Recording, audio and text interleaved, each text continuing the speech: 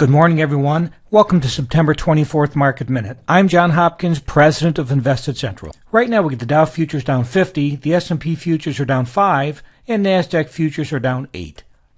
Asian shares were mixed while European shares were lower overnight.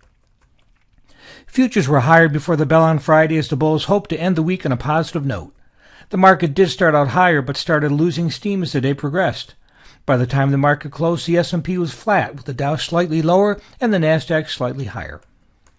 There are no key economic reports due out today. Today we'll get earnings from Lennar, Paychex, and Red Hat. On the S&P, we've got the 20-day moving average at 1438, the 50-day at 1404, and the 200-day at 1354. The S&P closed at 1460 with support at 1438 and resistance at 1475. The market had some promise on Friday, with the S&P getting as high as 1467 before ending flat for the day.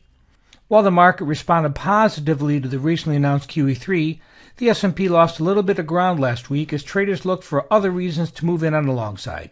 Still, the bulk of the recent gains were preserved in spite of options expiration, so action that continues to favor the bulls.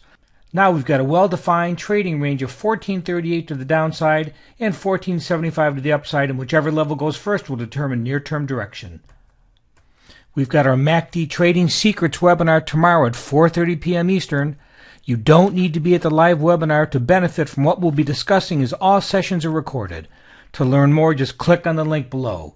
This is John Hopkins. I'll be back tomorrow morning with another Market Minute.